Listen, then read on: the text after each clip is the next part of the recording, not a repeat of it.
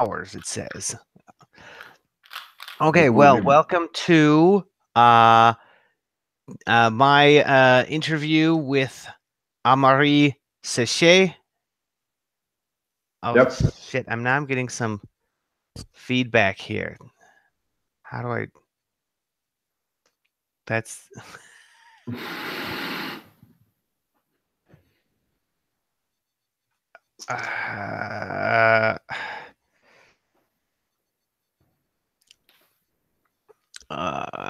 okay, whatever. So let me just see if I can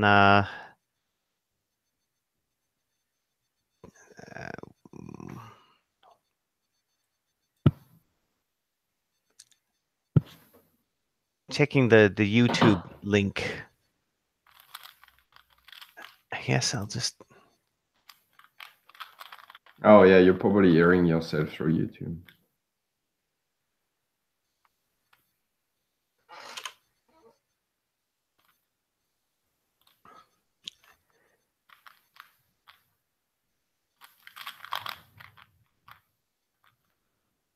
So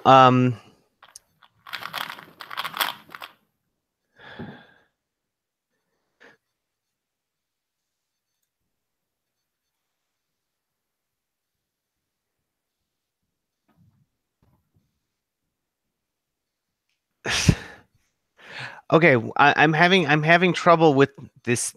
There's feedback and it's distracting me. So we'll just have to deal with that.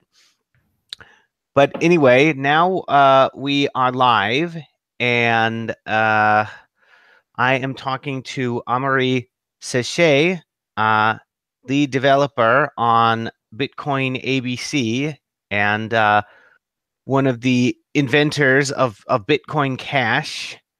So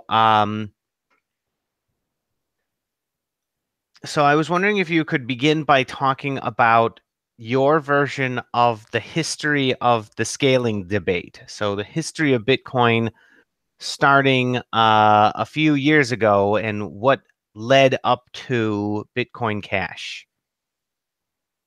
Yes. So I've been in Bitcoin for a fairly long time, and for most of that time, it seems obvious for most people, or at least when you were reading the forum and Reddits and stuff like that, it seemed obvious for most people that at some point you got to raise the block size when when the times come and when there is enough usage on the network. This seems to have changed in 2015 or so, where a part of the community started being vocal about not doing that. Um, and um, and then it started degenerating when essentially various plays people were using to talk started being censored in the name of, if you want to change the rule, then this is not Bitcoin, this is an altcoin now, and so you cannot discuss that here. So that happened on Reddit and Bitcoin Talk and a few other places. And so what happened quite often is that when people cannot discuss anymore, then conflicts tend to escalate. And this is exactly what ended up happening. Though because conflict is very costly, I was expecting it to not last as long as it did. But it seems clear to me in 2017 that the conflict were not coming to a resolution. And also the compromise solution that was Segwit 2x at the time, seemed very much like a bait and switch, because it was activating part of the proposal that, one part of the community wanted, which is Segwit, and the other part that is bigger block a few months later. And so that gave a big opportunity for a bait and switch. So I was not feeling good about this. And as it turned out, I was right. So I decided to go ahead and make an alternative. Okay, so you're saying that it was difficult to have an open debate about how scaling should work, and that was kind of the how the problem began. according to you? Yeah, it's where it begins to escalate. And so if you want to change the rules of Bitcoin, that is an altcoin. That is the argument that you heard from people, and that is the excuse for not being able to talk about it. Yeah. Essentially, people starting to say, like, if you want to change the rule, then this is not Bitcoin anymore, and so your discussion is off topic here. You should go talk about that somewhere else. Yeah. I think that there's an interesting definition of consensus as far as the rules of Bitcoin goes. Yeah, it's like, if you don't agree with me, then go somewhere else, and so we are all in consensus. You shouldn't break consensus. It's kind of a ridiculous idea of what a consensus is if you're not supposed to break it. 'Cause to me, it doesn't count as a consensus if you can't disagree. Well, if you exclude all the people that disagree, then you're in consensus 100% of the time. Yeah. That's a very effective way to come to a consensus, actually. Okay, if that's the so only objective, right? Not because it came to the best consensus, but it converged very efficiently. yeah, well, so I would certainly like to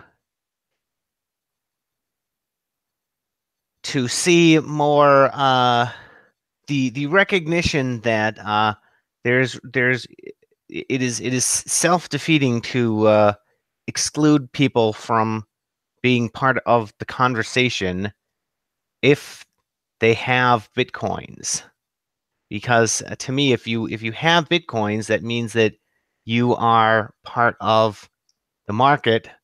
You're going to ultimately be one of the people making the final decision. Mm-hmm.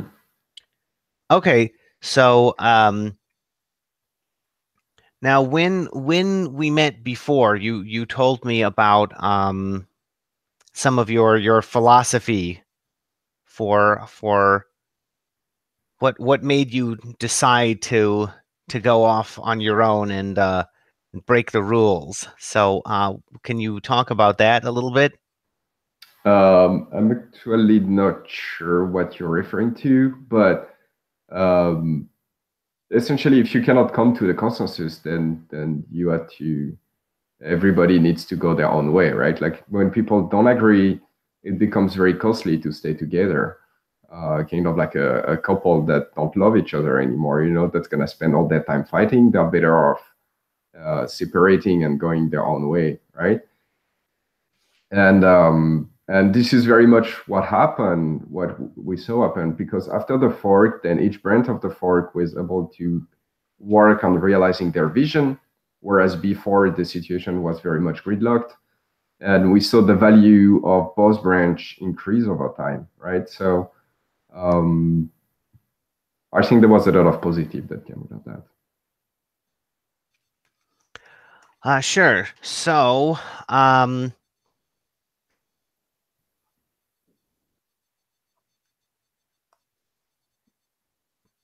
well, let's talk about why let's talk about the vision for scaling Bitcoin. Tell me about the vision that you wanted to follow with with Bitcoin Cash, and tell me about the vision that you didn't want to follow. Okay, so the most important aspect of Bitcoin, in my opinion, is the money property of it. It's as long as those money property are conserved, this is one of the best money, probably the best money technology that's been created. But scaling it is somewhat of a challenge. It's not that easy on the technical level. And what a part of the community decided to do is, because there are some technical challenges, then we should sacrifice part of the monetary property of Bitcoin. So this is what happened on the Bitcoin Core side of the chain, right? They prefer keeping the blocks small so they avoid having some scaling issues. But at the same time, it makes the monetary property worse, right? Because the confirmation time becomes unreliable and the transaction fee becomes higher when you do that. And I think this is a self-defeating strategy in the sense that you are destroying what you're trying to preserve, right? If you choose that strategy, it's like there are risks in that direction, so we're not gonna go there because there is risk, and we prefer, actually destroying what we have, which seems like a very, very bad option.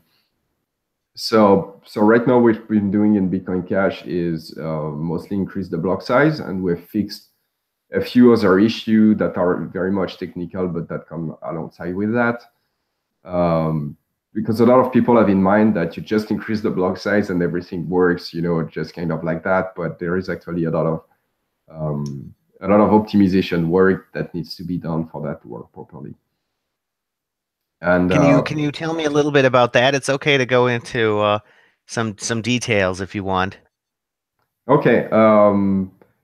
Well, I can give a few examples, but more generally, this is difficult to cover them all, right? It's more like a death by thousand cuts kind of problem than a problem where there are a few big stuff that you need to solve. But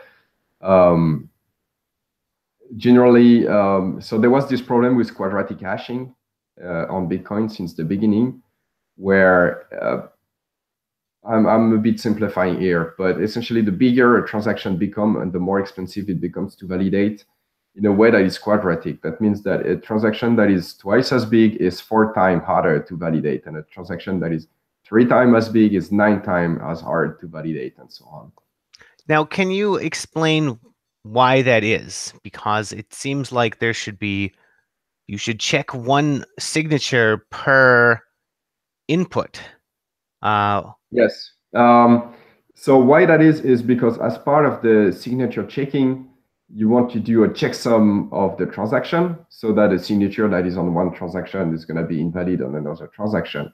And the way this checksum is computed depends on the whole transaction. So if the transaction is bigger, it's more expensive to compute. And it's different for each input in like the traditional way of doing it. Right, because you have to remove the signature script in order to essentially you need to tweak specifically the input that you are validating, but not the other input. And the whole process is quite complicated, but essentially you need to rehash the whole transaction in a slightly different way for every input.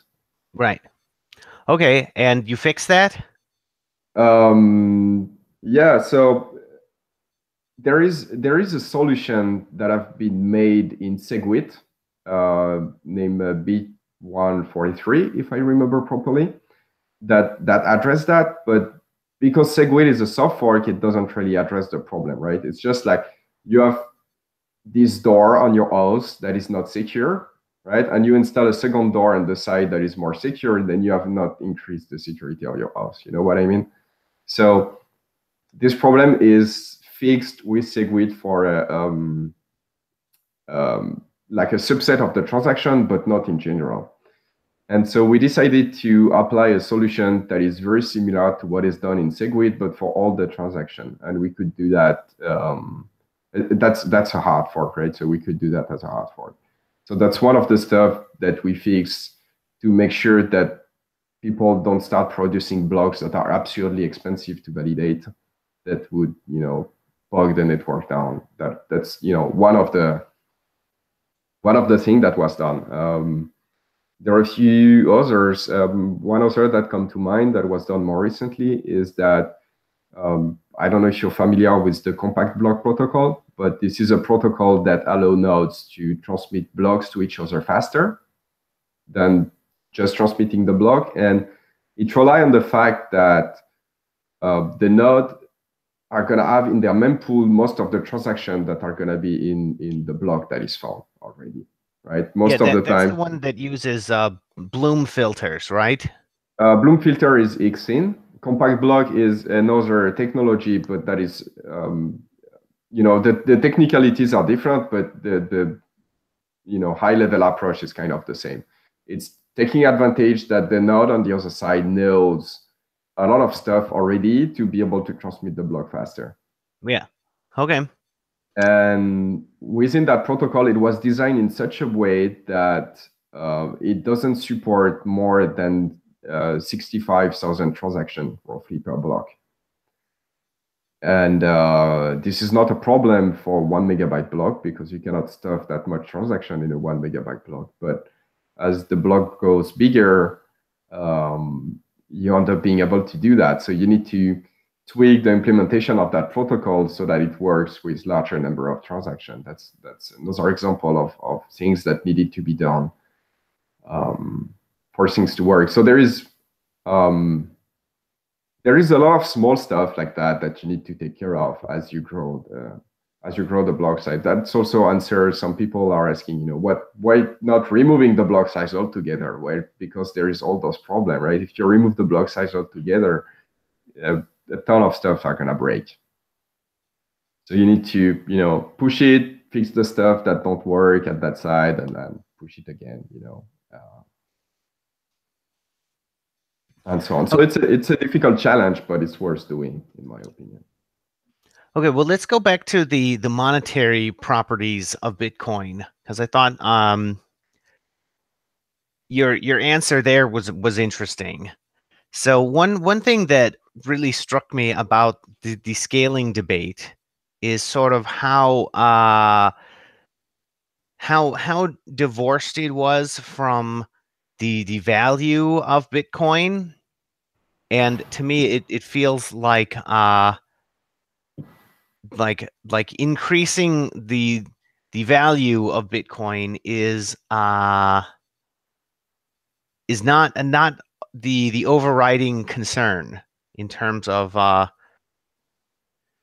I should say not always the overriding concern in terms of Bitcoin development, because to me, if there are potential problems with increasing the bandwidth of Bitcoin, these all have to be balanced against the potential increase in the value of Bitcoin that they would that would be enabled. Yeah. And to me, that is not how the debate has been going. What do you think of that? At least not until Bitcoin Cash came out. Yeah, I think there is a lot of that. Also, lately the price have been very much driven by various hype cycles more than by fundamentals, right? So we saw various fundamentals of Bitcoin getting worse. There is actually less merchant adoption this year than there was a year ago, for instance. The market dominance is also lower, but still the price raised quite a bit. So I think we are in the phase of the market where there is a lot of newcomers that don't know the space very well but are learning. So the kind of like the communal brain of everybody in the market trading and stuff is it's still like a baby brain right now and kind of learning.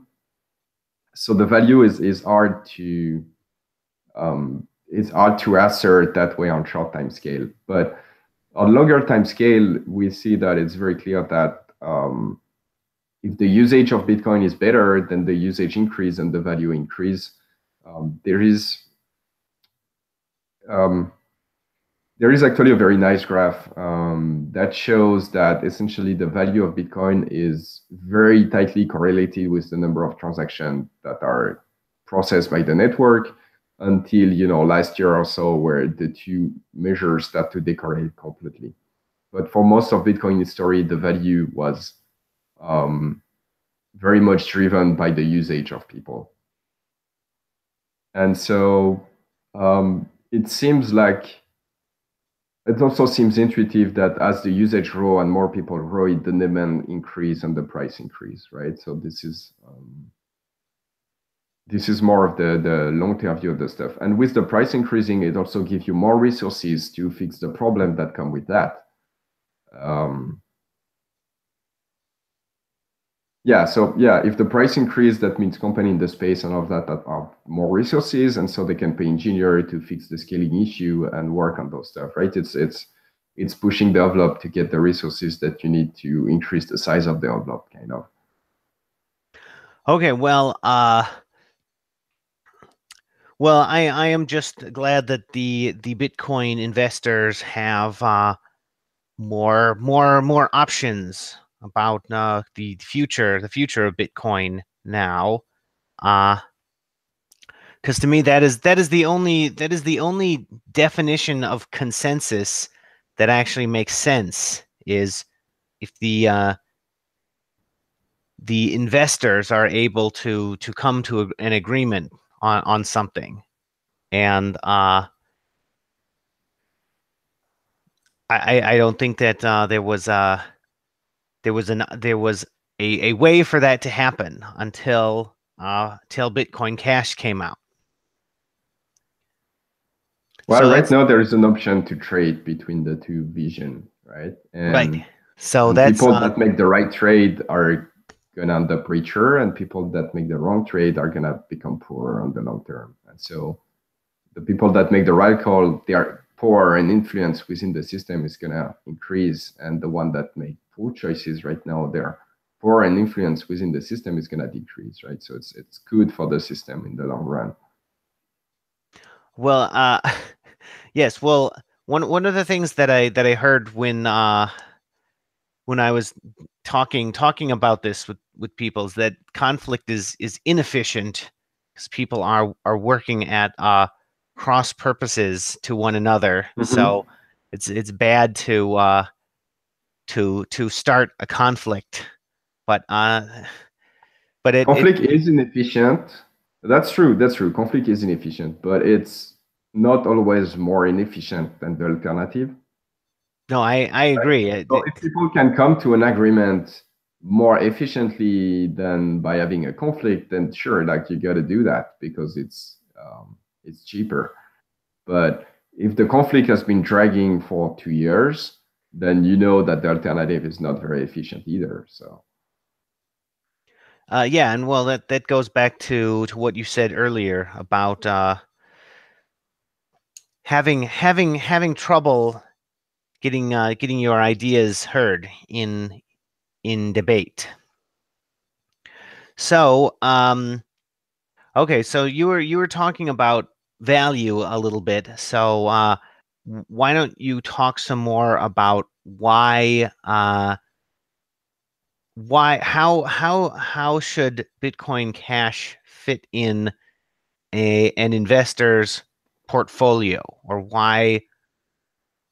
what will convince an investor that he should get more of it, assuming that you want to do that, because maybe you're just going to say it's an experiment and you're at your own risk. That would be an acceptable answer. so both are true. Like those are not mutually exclusive. Yeah. One quick parenthesis on that. A lot of people have been asking me, like, should I increase my portion of Bitcoin Cash or should I sell my Bitcoin Core for Bitcoin Cash or vice versa or whatever? And usually what I've been answering to people is that if they are asking me the question, then they probably want to keep a bit of both because they are not, they are not the most knowledgeable in the space if they feel the need to ask that. And so they probably want to be aged a bit. So I would say first, like you go more one way or another once you get a bit of a sense of what the people on which side are trying to do and what you made your mind about, is it a good idea or a bad idea?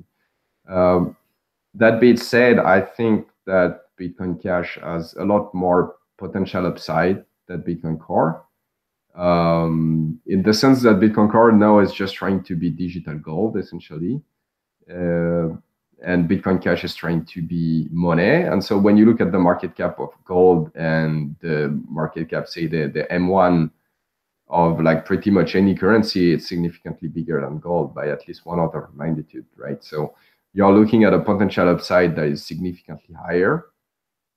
You are looking at the risk profile that is probably a bit higher as well, right? So you want to equilibrate that in some way. The thing is where I think Bitcoin Cash makes a lot more sense is that the truly groundbreaking, like the breakthrough that was done with Bitcoin to begin with is that we had two forms of money mainly used during human history. Well, we had like many, but two big ones that kind of are recurring over centuries. And those are gonna be precious metal like gold and silver. And those have very good scarcity property. They are fungible. They have all kind of very good monetary property, but they are not very convenient to use on a day-to-day basis, right? And on the other end, you have fiat money that is significantly more convenient to use on a day-to-day basis, but that don't have the same scarcity property that precious metal have. And the breakthrough that Bitcoin succeeded at making is to create a technology that both has the strong monetary property of precious metal, but that is also very convenient to use. Right? I think this is where the breakthrough is, because during all human history, you have plenty of civilization that are all different, but the history of money within those civilizations is kind of the same. At the beginning, you have people using precious metal for a while. It's convenient, but they don't have they don't like an authority that they trust enough to use something else. And so they use that, and the civilization start to become prosperous. And as trade increases, become more and more inconvenient to use precious metal, and eventually they switch to some kind of fiat money. And they do that, and everything goes even better for a while because trade is even more convenient, even more, even more stuff happens. The civilization grows, but eventually the authority that is in charge of the fiat money become untrustworthy and print a shit ton of it, and the value goes to zero, and the civilization collapse. Right?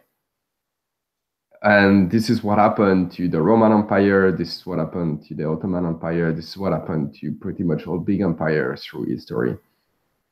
And so here you have this technology that have been something that every civilization during human history have been struggling with, right? So we are talking about some breakthrough that is very, very significant. That is maybe, on the same level as the printing press, or like this kind of technology that is gonna transform the way civilization work, like significantly and durably.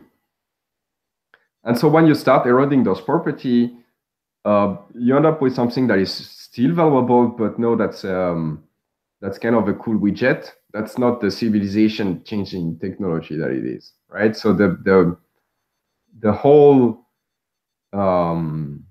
the whole possible impact of the technology is orders of magnitude less. And if we, like, the question was with value, so to look back with value, if the potential is order of magnitude less, the value to be made is also orders of magnitude less. Well, let me go over your answer here. So first of all, yeah, you shouldn't, if somebody is inexperienced, you shouldn't be going around telling them what their portfolio looks like or should look like, so that, because that would be a kind of a conflict of interest there, I think. But yeah, if you're talking to someone who recognizes that he is at his own risk, then yeah, it's good to have a pitch. And I think that what you said about potential upside is good, because I think that you need to think differently about something, about the possibility of something going down differently than the possibility of it going up. and something with a lot of potential upside is not necessarily something that you want to buy exclusively, right? It's something that you want to be open-minded about. So you're ready to benefit from that potential upside if it should be realized. But then Yeah, you should also not be open to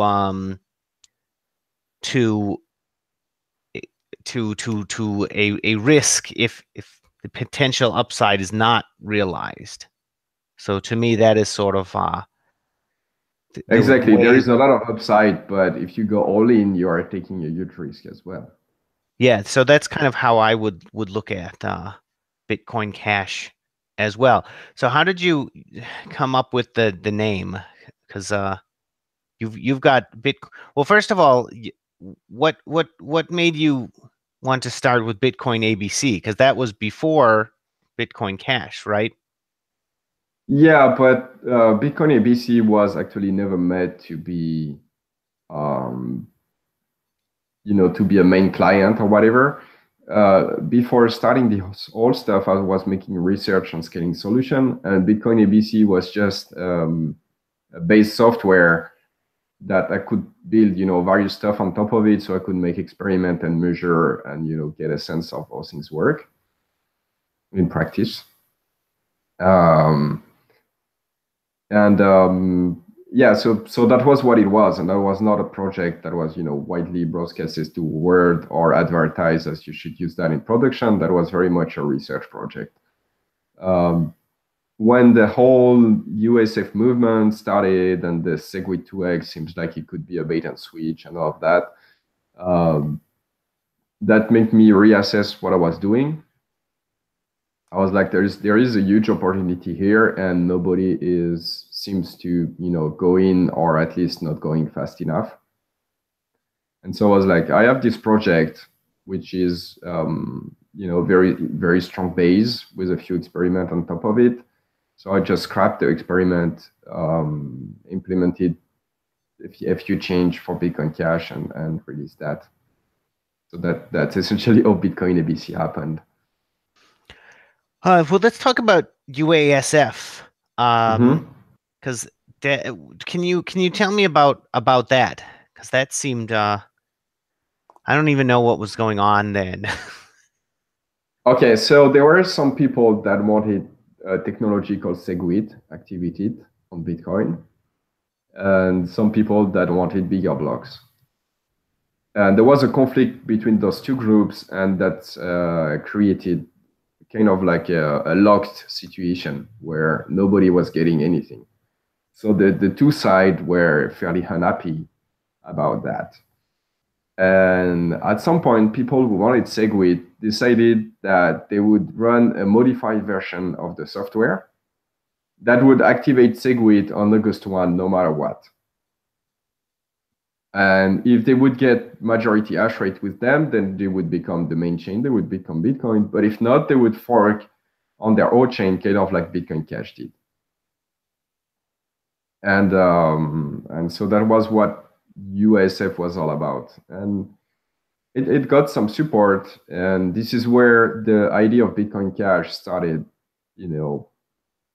appearing in various different cycles. Actually, there is not like one person that had the idea. It's kind of like several group of people that made the same realization roughly at the same time. It's like if those USF people they're willing to split the chain to have their stuff, then we should be ready to have the other branch of the,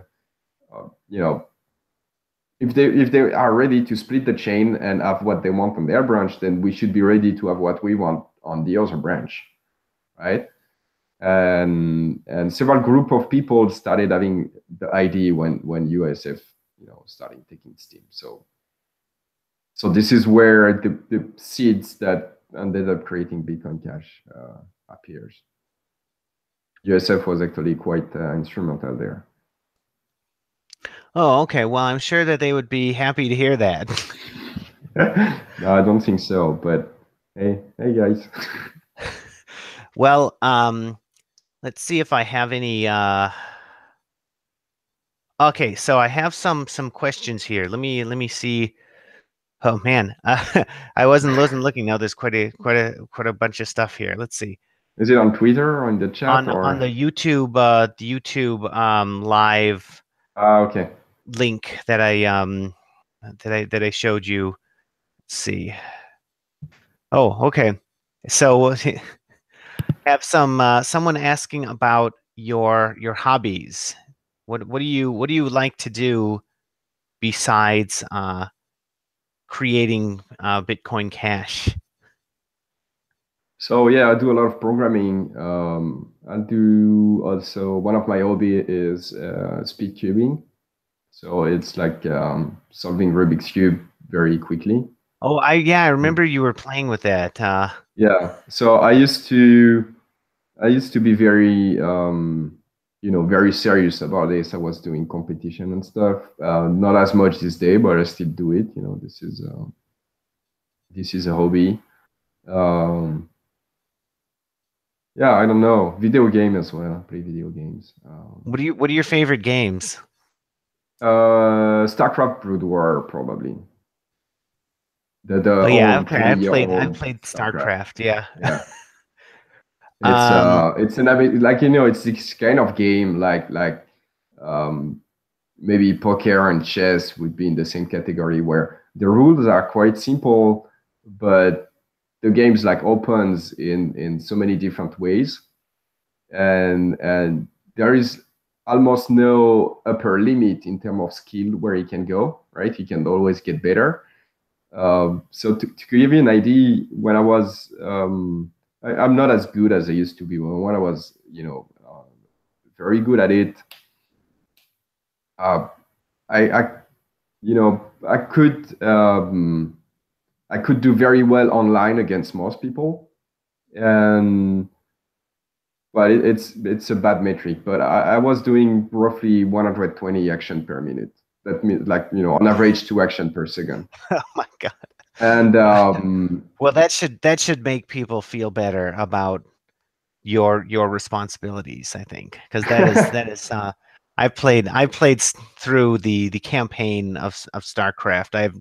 I've never even gotten to the point where I can play against other humans. That's sort of yeah. So when you get to that kind of level, you cannot beat everybody, but you can, on average, beat more people than people beat you online.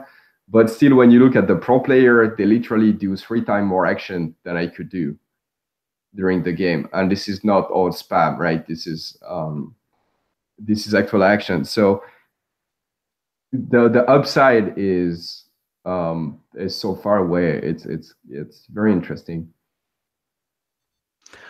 so. I guess how can people support Bitcoin Cash if they're interested, um, other than buying some more. Yeah, so if they have some money, they can buy some. That's that's increasing the value, so that's good. If they know to program, they can go to review.bitcoinabc.org and they can code with us there. This is an open source software, so if you have an idea of some cool stuff, then go ahead. If they want to get involved into the protocol design and future improvement that are going to be deployed, there is a schema that put in place various work groups. So if they go in the Bitcoin Cash org organization on GitHub, there are various repositories in there, one for the website, one for the specification, and one for the work groups.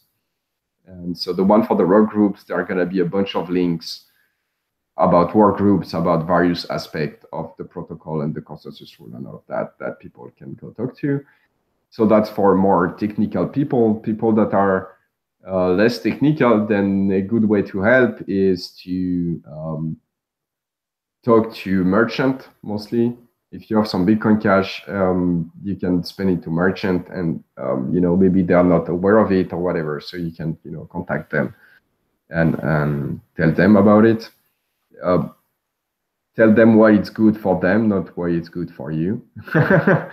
if you want that to be effective. I don't know. Yeah, that's a good set of stuff that people can do. Okay, well, is there anything that you want to talk about before we close?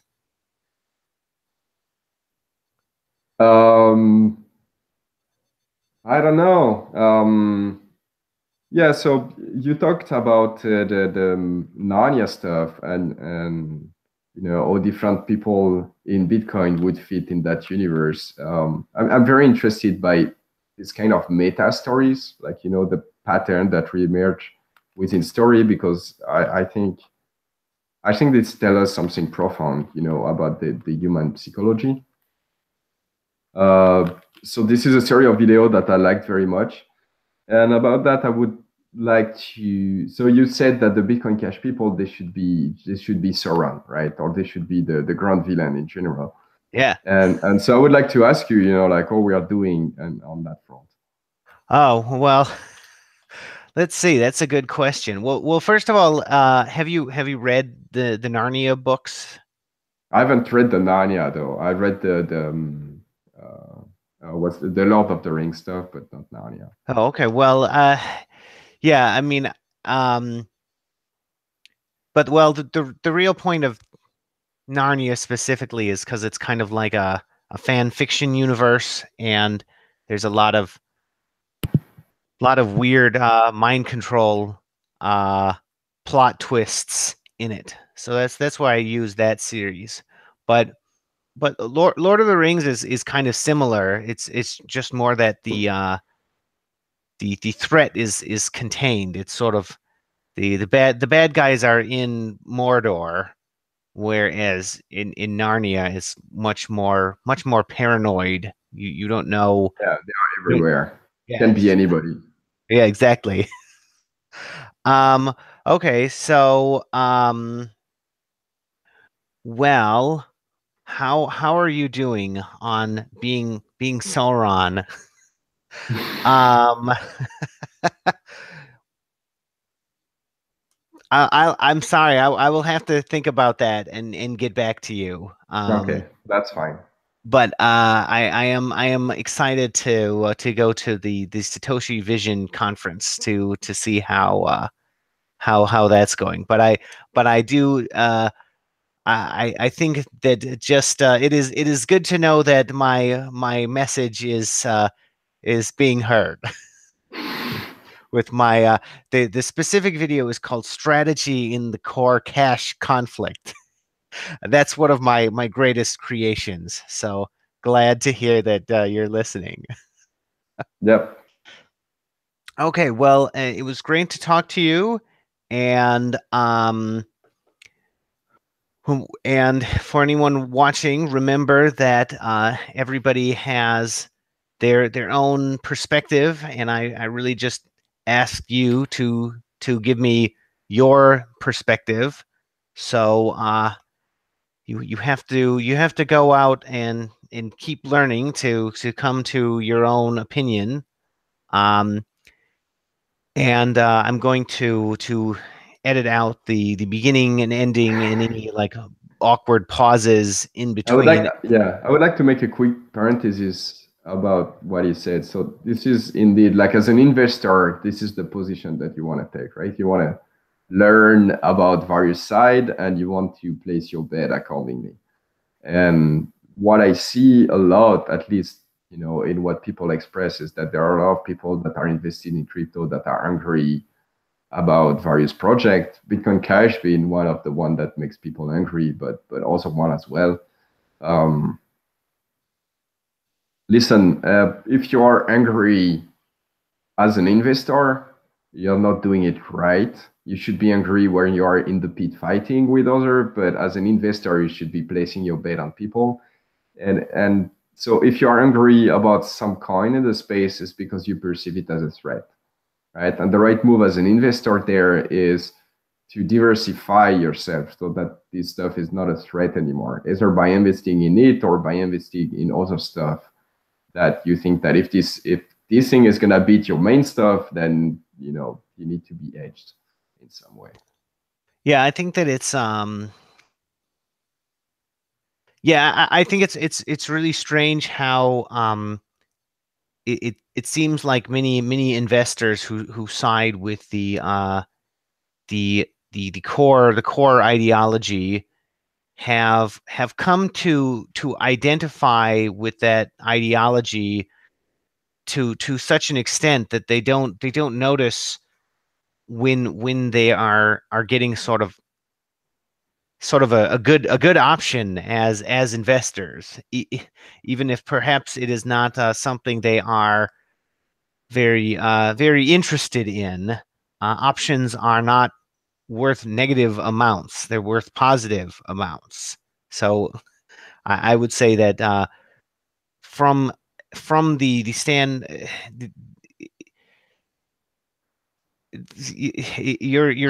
you're better off from the conflict to some extent, even if the the two sides are not at all equal in your opinion. Um, and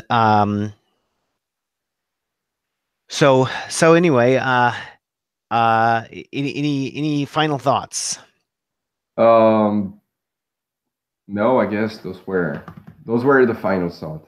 Okay, well, it was great to talk to you, and I was really glad to meet you um, at the Satoshi roundtable earlier, Hmm. and maybe somebody who is a developer on the Bitcoin Core repo would like to come on the show at some point and offer an alternate perspective, because it's not like I wouldn't put anybody on the show.